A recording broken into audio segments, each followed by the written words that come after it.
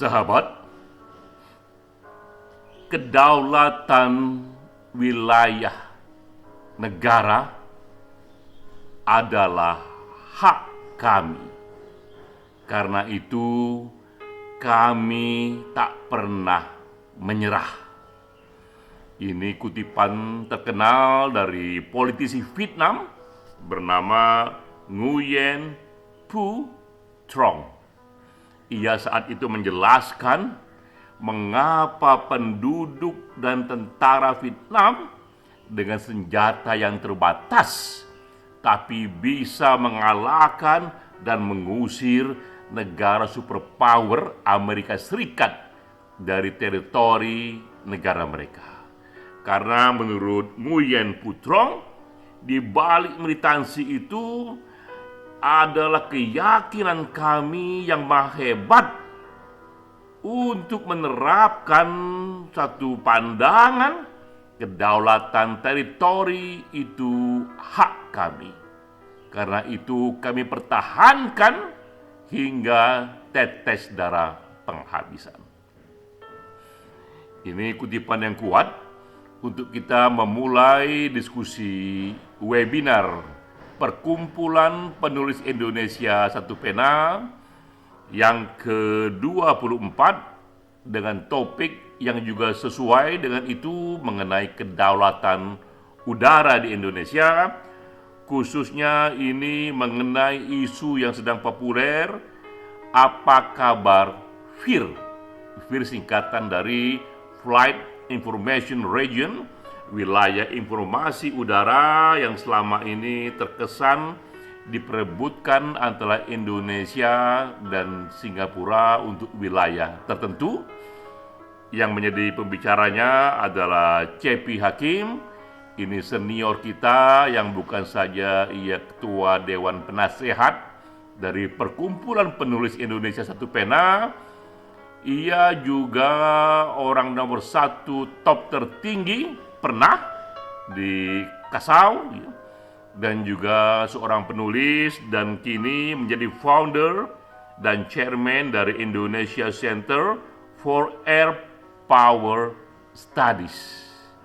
Jadi lengkap sudah, Pak C.P. Hakim memang sangat kompeten bicara mengenai FIR ini.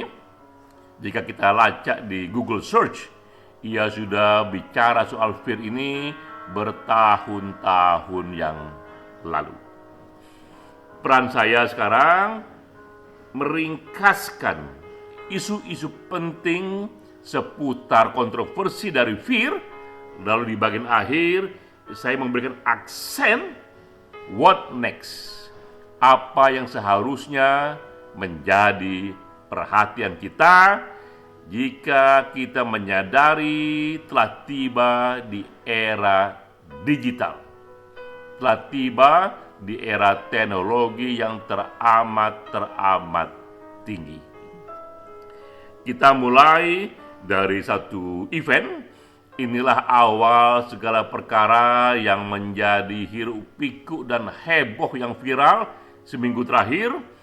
Pertemuan Presiden Jokowi, Presiden Indonesia dengan Perdana Menteri Singapura yang membicarakan dan menyepakati soal FIR itu, soal wilayah informasi penerbangan itu, dan ia menjadi kuat karena di balik itu ada isu mengenai kedaulatan satu negara, kedaulatan udara khususnya. Sebenarnya dalam pertemuan itu ada 3 isu yang dibahas, tidak hanya soal FIR, tapi juga soal ekstradisi dan pertahanan, dan 3-tiganya juga dibuat kesepakatan. Nah, kita tahu bahwa dalam isu ekstradisi pun ini isu yang besar. Setelah pertemuan itu dan kesepakatan itu, maka bisa dikatakan koruptor Indonesia tak lagi bisa sembunyi di Singapura karena ada kesepakatan ekstradisi yang membuat Indonesia bisa mengejar para tersangka kriminal koruptor itu ataupun kriminal yang lainnya yang berada di Singapura untuk ditangkap di sana atau bahkan diadili di sana, tapi dengan hukum Indonesia. Begitu pula sebaliknya. Jadi sebenarnya ada juga isu yang sangat besar dalam pertemuan itu, tapi tenggelam oleh isu fear.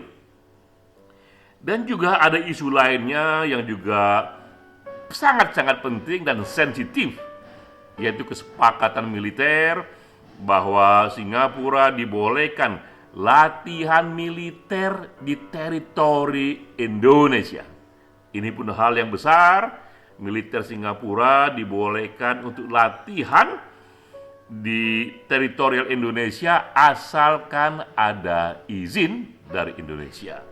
Tapi lagi-lagi isu yang besar ini dan sangat sensitif ini pun tenggelam oleh isu fear. Mengapa ia tenggelam? Karena inilah kemasan isu yang lebih besar. Dikatakan RI rebut wilayah udara dari Singapura. Inilah kemasan berita yang muncul di banyak media, ditambah pula menjadi lebih dramatik karena dikatakan setelah 7 presiden, jadi bukan main, 7 presiden yang kita butuhkan, akhirnya kedaulatan angkasa Riau kembali ke Pertiwi. Ini semua adalah judul-judul berita di media yang membuat isu fear ini begitu seksinya dan menenggelamkan dua isu lain yang sebenarnya tak kalah pentingnya, yaitu perjanjian ekstradisi dan perjanjian pertahanan. Ini yang membuatnya seksi karena sebelumnya pesawat Indonesia yang terbang di wilayah Indonesia itu harus minta izin Singapura dulu, yaitu yang terbang di wilayah seputar Kepulauan Riau dan Natuna. Jadi selama 75 tahun kita terbang di wilayah kita sendiri di Kepulauan Riau sana, namun harus minta izin kepada pemerintahan lain dari negara lain, yaitu Singapura. Ini menjadi pertanyaan besar dan ini menjadi kegelisahan yang besar. Dan pertemuan Jokowi tempo hari dengan Perdana Menteri Singapura membuat ini tuntas. Dan ini bisa dikatakan aneh tapi nyata, 75 tahun waktu yang dibutuhkan, dan selama ini Indonesia diberitakan seolah-olah dikesankan membiarkan Singapura menguasai wilayah udara Natuna, Tanjung Pinang, Kepulauan Riau, tak tanggung-tanggung, tak hanya selama 7 presiden, tapi kalau dihitung dari waktunya selama 75 tahun sejak tahun 1946.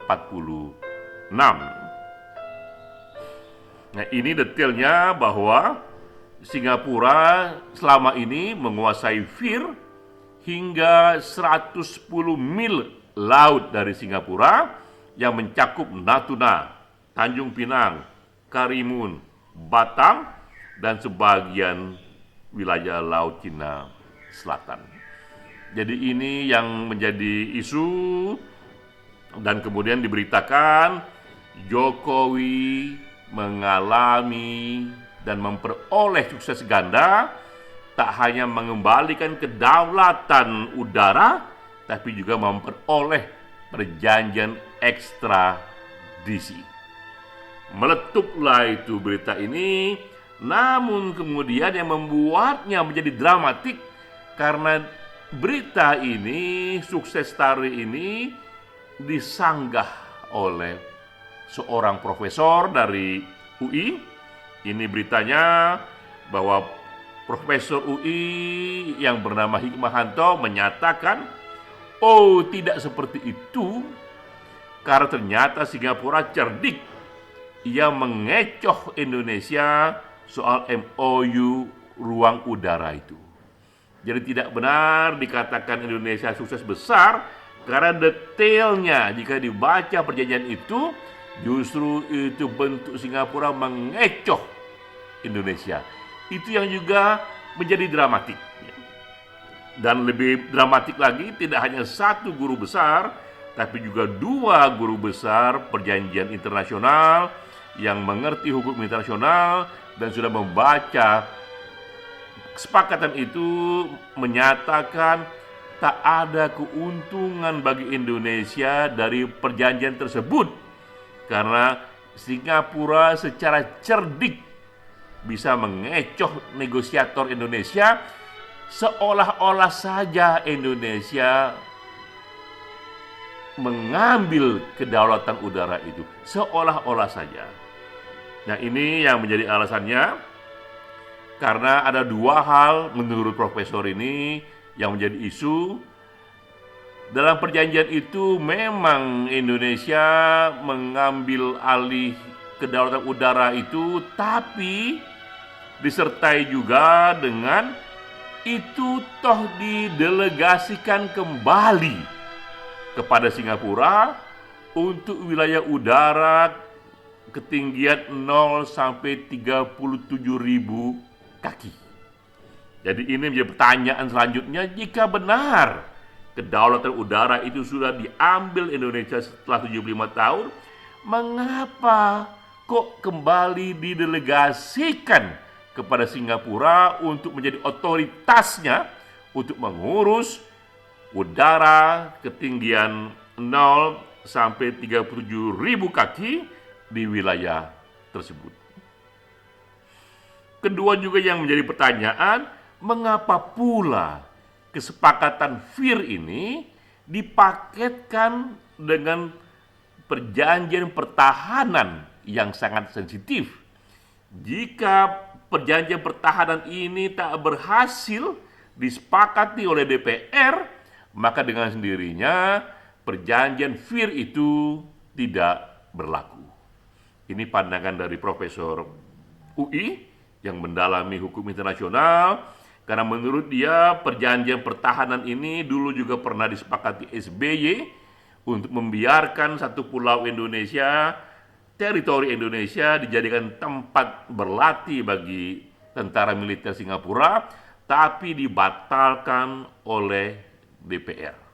Sekarang dicoba lagi oleh Singapura, dan Singapura mensyaratkan bahwa kesepakatan ini membolehkan tentara Singapura latih militer di satu pulau Indonesia, tentu dengan izin, harus terlebih dahulu diratifikasi, disetujui oleh DPR, barulah ini satu paket membuat perjanjian FIR itu berlaku.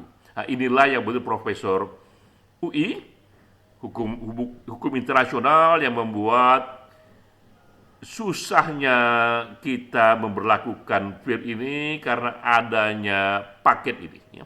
Apakah DPR akan meratifikasi apa tidak, kita belum tahu karena DPR belum bersidang dan belum meratifikasinya. Namun tentu saja tetap ada yang pro merespon Profesor UI ini dan mengatakan bahwa jangan lupa yang didelegasikan itu bukan ruang udara, apalagi bukan kedaulatan udara, tapi semata ruang pelayanan saja, karena untuk memudahkan penerbangan ke bandara Singapura. Jadi jangan dianggap yang didelegasikan ini ruang udara, apalagi kedaulatan udara, semata-mata technicalities, ruang pelayanan untuk kepentingan penerbangan saja. Apalagi menurutnya hanya sepertiga dari ruang udara itu yang didelegasikan, pun itu didelegasikan secara terbatas hanya untuk navigasi penerbangan Singapura saja. Jadi jangan juga dilebih-lebihkan. Ini menurut Direktur Jenderal Perhubungan Udara Kemenhub Novi Rianto. Apalagi katanya, toh Indonesia dengan delegasi technicalities itu memperoleh sisi komersialnya. Jadi apa yang salah? Justru ini sesuatu yang cerdas. Kedaulatan udara itu sah milik kita, sudah menjadi FIR Jakarta, tak ada keraguan di sana. Namun hanya sisi ruang pelayanannya saja yang didelegasikan lebih untuk efisiensi, dan toh Indonesia juga memperoleh sisi komersialnya. Itu yang pro, dan kembali ada yang kontra, ya, termasuk juga ini dari Pak C.P. Hakim sendiri. Jika memang itu terbatas hanya untuk penerbangan saja, mengapa yang didelegasikan harus 37.000 kaki? Karena bukankah cukup dengan ketinggian 10 sampai 15.000 kaki saja? Mengapa harus lebih dari itu? Karena Pak C.P. Hakim yang juga ia seorang pilot, ia mengetahui persis bahwa hanya dengan 10 sampai 15.000 kaki saja cukuplah itu untuk manuver pesawat jika memang itu dalam rangka teknikalitis untuk masalah penerbangan ke bandara di Singapura. Dipertanyakan pula, mengapa pula harus 25 tahun perjanjian itu dibuat dan bisa disepakati lagi?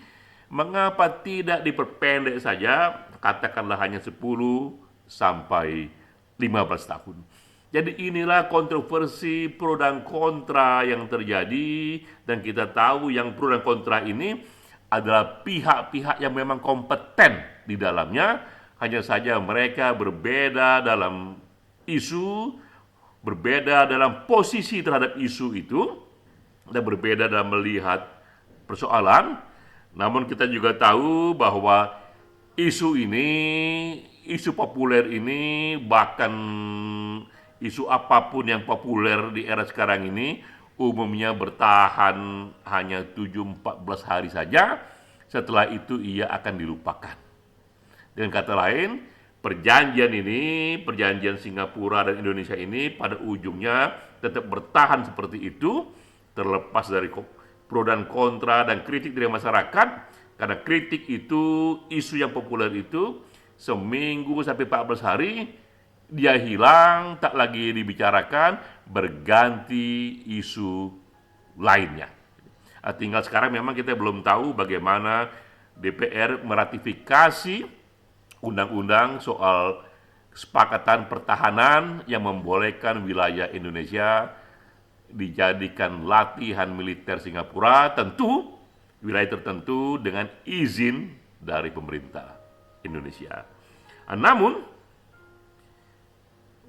terlepas dari isu ini, jika kedaulatan udara yang menjadi isu utama, jika teritori sebuah negara yang menjadi isu utama, kita jangan lupakan ada isu-isu lainnya yang sudah bergeser, yang sudah berkembang akibat perkembangan teknologi yang efeknya bisa jauh-jauh lebih sentral mempengaruhi politik, ekonomi, dan budaya Indonesia. Ini aksen yang saya sampaikan akibat sudah bergesernya bentuk serangan udara di era milenial sekarang ini. Di era revolusi industri keempat sekarang ini, bentuk serangan udara yang mematikan, yang sangat kuat dari luar pun sudah bergeser. Dulu, di tahun 45, inilah bentuk serangan udara yang dianggap paling mematikan dalam sejarah, paling keras dalam sejarah, yaitu dari udara. Dijatuhkannya bom atom di Hiroshima dan Nagasaki di tahun 1945 yang menyebabkan kematian sekitar 200.000 penduduk, dan begitu panjangnya efek dari radiasi, bisa dikatakan tak pernah ada serangan udara yang mematikan dan mengerikan sebesar yang dikerjakan oleh tentara sekutu kepada Jepang melalui udara. Ini serangan udara pola tahun-tahun 1945. Lalu berikutnya serangan udara pun bergeser. Tak lagi ini serangan dari tentara luar negara, tapi ada yang menyelundup menggunakan pesawat komersil dalam negeri. Seperti di Amerika itu, terjadilah peristiwa terorisme 11 September 2001 yang dikenal dengan istilah 911, bagaimana itu orang-orang yang dianggap ini orang-orang sipil, mereka menjadi penumpang dari pesawat komersil. Namun dengan begitu kecanggihan yang dirancang, pesawat itu mereka jadikan senjata untuk menabrak tidak hanya World Trade Center, tapi pun bisa ikut melukai, menghancurkan sebagian dari gedung Pentagon. Yang kita tahu Pentagon ini adalah simbol dari markas pertahanan Amerika Serikat. Dunia terpana. Bagaimana mungkin simbol dari pertahanan negara paling superpower di dunia, yaitu di Amerika Serikat sana, di Pentagon sana, bisa tembus oleh pesawat komersil yang di take over oleh para teroris. Terjadi pergeseran itu dari bom atom menjadi serangan yang menggunakan pesawat komersil tapi diolah sedemikian rupa.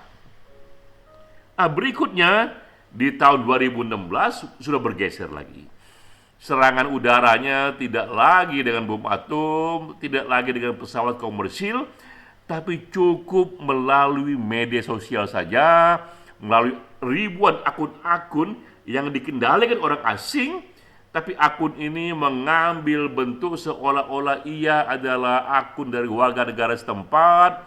Dan untuk kasus Amerika, jadi sekali lagi, ini kasus di negara superpower paling hebat di dunia, di Amerika Serikat, tapi diberitakan bahkan politik tertinggi di sana, pemilihan presiden di sana, terpilih Donald Trump di sana, akibat intervensi Rusia mengendalikan ribuan akun untuk mempengaruhi perilaku pemilih yang ujungnya mempengaruhi siapa yang terpilih menjadi presiden Amerika Serikat dan juga kebijakan apa yang akan dibuatnya. Jadi kita lihat serangan udara di masa kini dengan teknologi tinggi, tak lagi menggunakan bom atom, tak lagi menggunakan pesawat-pesawat komersil yang diolah, tapi cukup dengan permainan media sosial, tapi secara canggih. Ini era cyber war, ini era ketika serangan udara cukup dikerjakan menggunakan teknologi media sosial. Ini jangan juga dilupakan. Jika kita bicara sekali lagi kedaulatan udara, maka sangat jarang sekali atau mungkin kecil sekali probability-nya negara kita ini misalnya akan diserang oleh bom atom. Kecil sekali kemungkinannya negara kita ini pesawat komersilnya akan di take over oleh teroris ya. Namun yang besar kemungkinan akan terjadi dalam politik sehari-hari bahwa melalui serangan udara media sosial, akun-akun yang menyebar di media sosial kita itu dikendalikan oleh begitu banyak intelijen asing untuk mengaruhi public opinion, untuk mempengaruhi perilaku dari warga negara, dan ujungnya adalah mempengaruhi polisi sebuah negara. Jadi inilah catatan saya bahwa begitu pentingnya memang soal FIR ini, soal Flight Information Region, namun jangan dilupakan di era teknologi tinggi yang tak kalah hebatnya, bahkan lebih hebat lagi dan lebih mungkin terjadi berkali-kali, itu serangan udara melalui cyber war. Salam.